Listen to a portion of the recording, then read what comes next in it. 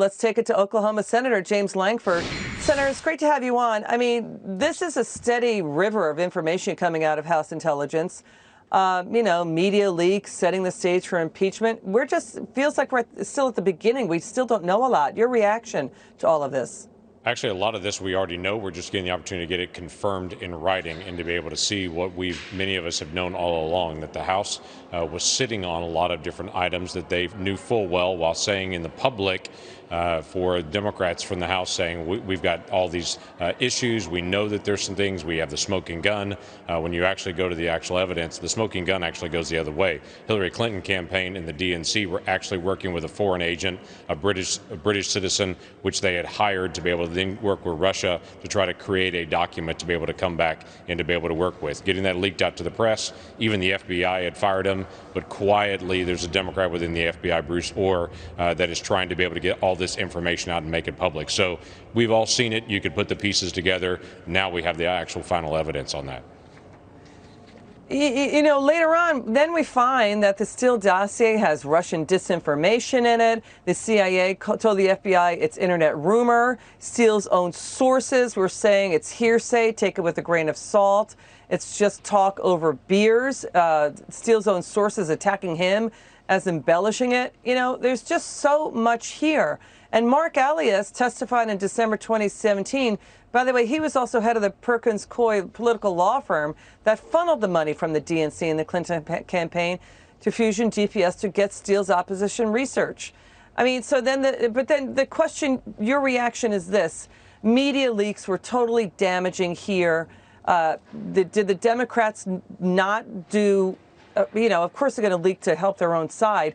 But when you see Adam Schiff at House Intelligence, sitting on a lot of information and doing selective leaking, what was your reaction when you saw all of that? Well, at the time I was serving on the Intel Committee, and I would tell you that Jim Comey was also saying publicly and privately, hey, we haven't found anything to be able to confirm the Steele Dossier. We're still looking. But the FBI, led by Jim Comey, stayed at that spot. They would not say, hey, we've debunked it. They would instead say, we're still confirming it, which to this day, there's no evidence the FBI was actually working to be able to confirm this and to be able to get it resolved one way or the other to get to a decision. As long as they left the Steele Dossier sitting out there, they would leave some assumptions. When the farther they went on it, the more they knew that this was all rumor, this was all innuendo, and this was Russian misinformation against President Trump.